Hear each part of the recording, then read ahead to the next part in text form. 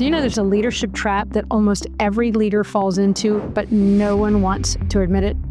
And if you don't break out of it, it will quietly crush your potential. What's the trap? Well, leaders start managing tasks instead of developing people.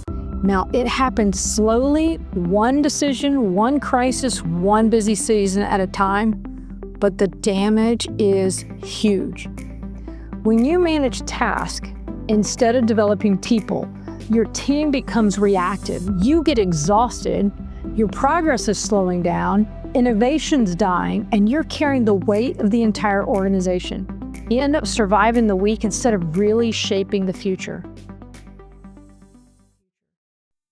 Okay, the moment I stopped managing tasks and I really switched to developing people, everything elevated for me.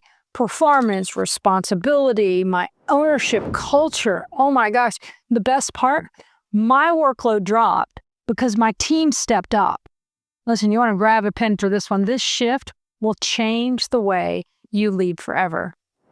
Hi, I'm Casey Cunningham, and for 23 years, I have helped leaders shift from task managers to people developers using simple, repeatable frameworks that create transformational results. Okay, so I'll take you back in time in building my organization. When I had to do virtually everything. Anytime you start a company, you probably understand that you have to be willing to do everything to get it started. Well, I started realizing all I was doing was managing tasks. I wasn't necessarily developing my people, and we got stuck. And the minute I realized my people needed me to pour into them is the minute we changed. Because if I didn't change how I led, I couldn't create a team that would help grow others. So I want to share with you right now is when I made that shift. What did I do? Number one, I'm going to give you three things, okay? The first one is I coached more than I directed tasks. And you should be looking at yourself right now in your week and how often are you coaching or are you just developing tasks? So I switched from that directing to coaching through problems. So here's what I did. Now there's 5 questions that I'll share with you right now. You can write these down, but it's a 5-step process of how you can switch. The first one is when a problem would come to me, I would go into number 1 question, what's the real challenge? They would answer and I go, okay. The second one, if I didn't understand it, was interpret. Why is this happening? And they would explain it to me. The third, I'd go, have we seen this before? Where have we seen this before? It's called parallel.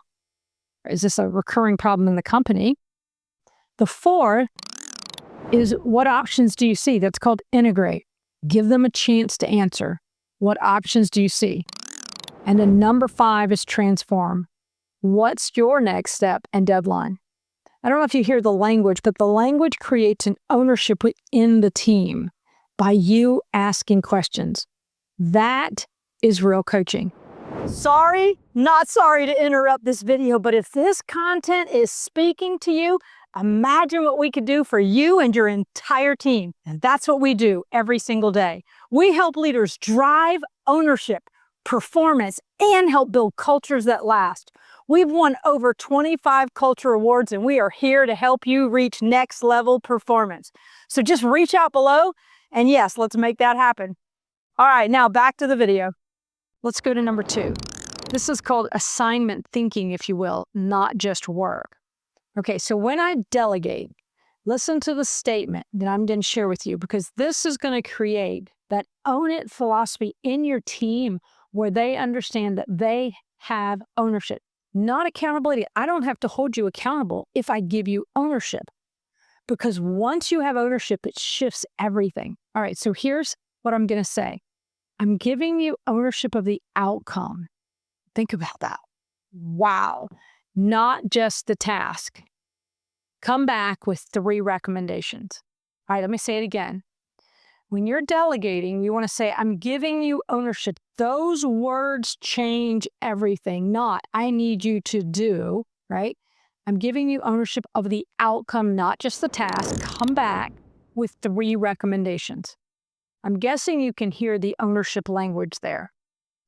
All right, number 3, I want you to use the transformational leadership ladder. Now, if you've never heard of these, let me help you. I'm going to walk you through them. There are 5 steps, okay? So if you want to go 1 through 5 on a piece of paper right now, and you can see them. Okay, number 1 is clarity. They understand the goal. Number 2, capability. They know how to succeed. Number 3 is confidence. They trust themselves. Number 4 is consistency. They perform repeatedly. And number 5 is contribution. They elevate others. This is how you turn your team members into leaders. There's a lot at stake because if you don't escape this trap, you're always going to feel behind, overwhelmed, disappointed.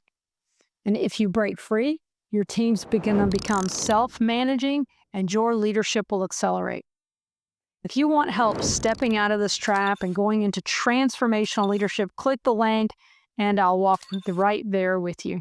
Take care.